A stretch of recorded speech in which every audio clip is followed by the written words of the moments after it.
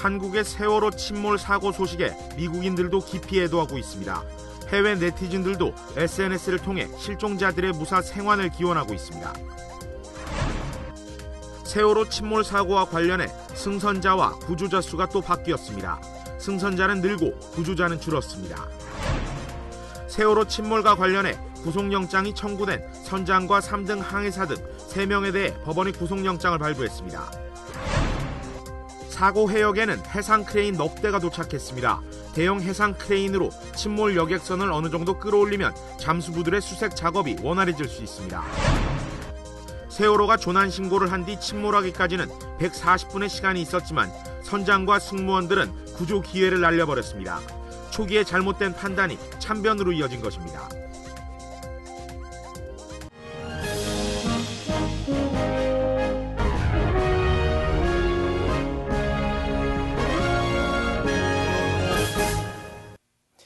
여러분 안녕하십니까? 4월 18일 금요일 KBS 아메리칸 뉴스입니다. 바다 건너 들려온 참담한 소식에 미국인들도 깊이 애도하고 있습니다.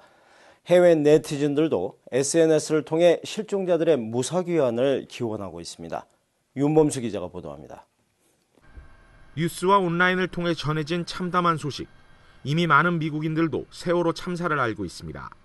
상당수의 피해자들이 침몰한 배 안에 갇혀 있는 상황도, 그중 상당수가 어린 학생들이라는 사실도 알고 있었습니다. I did not realize the young people were still missing as well as the other passengers. So I just want to make sure people know that you are in our prayers. I'm praying for miracles to come and that there will be people found in air pockets because this is very, very sad. And we are very, very sorry for what's happened. 사고 소식을 접한 미국인들도 피해자와 피해자 가족들을 애도하는 모습입니다. 많은 사람들은 실종자들이 하루빨리 가족의 품으로 돌아오길 기원했습니다. 오늘은 특히 예수 그리스도가 십자가를 진 날인 성금요일. 곳곳에서 다양한 예배와 자선 행사들이 열린 가운데 많은 사람들이 한국에서 벌어진 안타까운 참사를 함께 애도했습니다. Yeah, the tragedy that's occurred in Korea with the sinking of the ship and so many loss of young lives apparently. Our hearts go out, our prayers go out to the families for hope. LA시의 주요 정계 인사들도 피해자들을 애도하고 빠른 시일 내 실종자들의 구조가 이뤄지길 희망했습니다. We wish the first responders the best of luck in finding as many people as they can. 실종자들의 생還을 바라는 전 세계 네티즌들의 응원도 계속 이어지고 있습니다.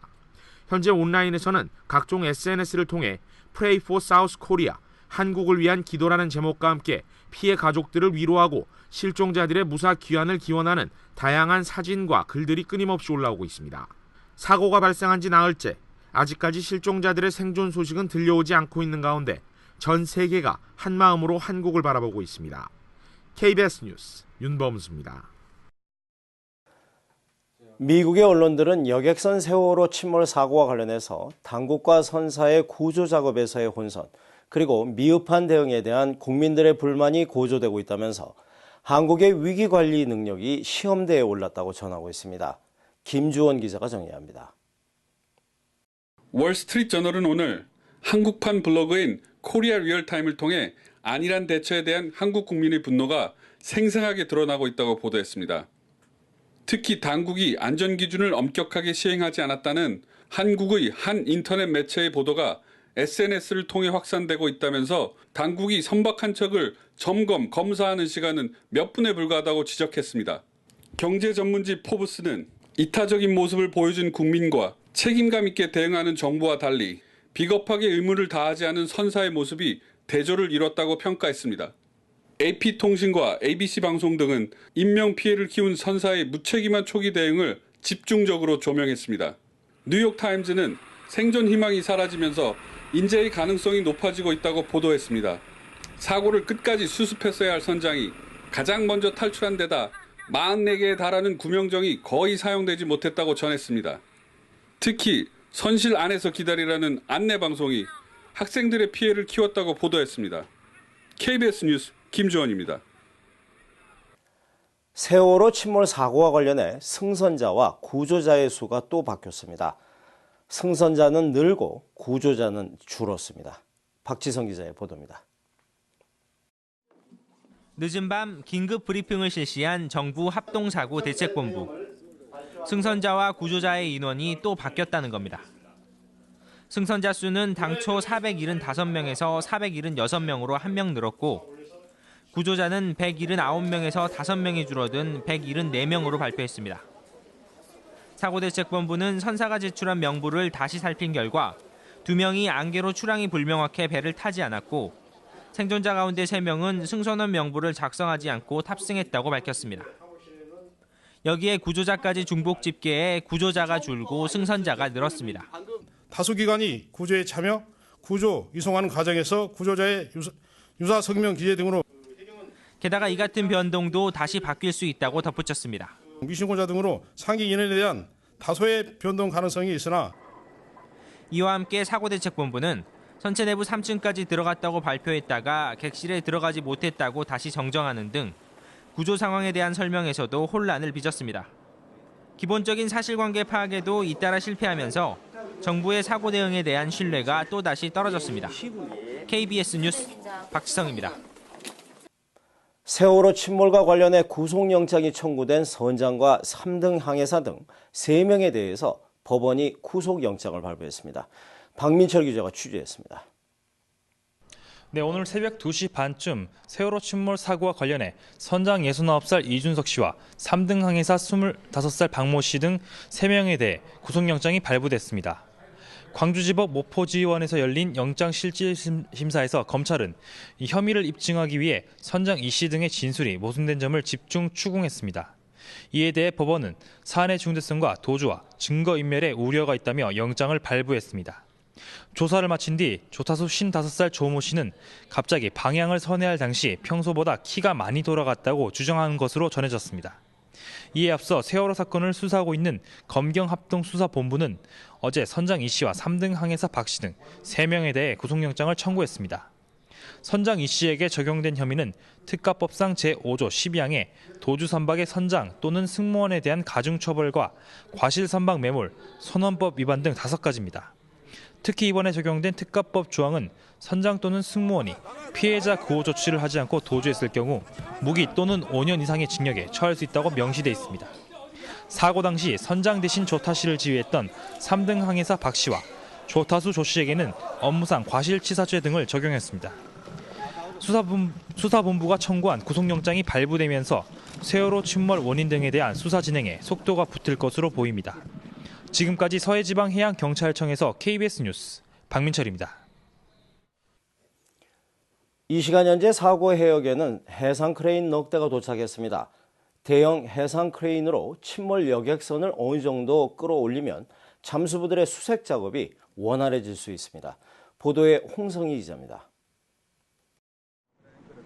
2개의 거대한 기둥과 체인으로 이루어진 대형 해상 크레인. 사고 해역에서 13km 떨어진 지점에 나타났습니다. 바다에 부표를 던져 정박 위치를 표시한 뒤 닻을 내립니다. 멀리서 또 한 척의 해상 크레인이 예인선에 이끌려옵니다. 도착한 크레인은 모두 4척, 1,200톤급에서 3,600톤급에 이릅니다. 선원들은 실제 크레인을 작동시켜보며 언제 시작될지 모를 수색과 인양 작업을 준비하는 데 분주합니다. 네, 지금 제 뒤로 보이는 게 침몰 여객선을 끌어올릴 크레인선인데요. 모두 32가닥으로 길이만 14,600m에 달합니다. 해상 크레인은 뻘에 묻힌 여객선을 일정 높이로 끌어올려주고 배 아래에 부력으로 배를 띄우는 장치를 설치하면 잠수부들은 낮은 수심에서 수색 작업을 할 수 있습니다. 하지만 해상 크레인 업체들은 인양에는 많은 시간이 걸릴 것으로 내다봤습니다. 선박에 물이 차 있기 때문에 공기를 불어넣어서 무게를 줄이든가 아니면은 물을 배출시켜서 무게를 줄이는 등 여러 가지 방법을 강구를 하고 있습니다. 정부는 8,000톤급 초대형 크레인 1대를 추가로 투입하기로 했습니다. KBS 뉴스 홍성입니다. 침몰된 세월호가 물속으로 가라앉자 구조당국이 침수 방지에 비상이 걸렸습니다.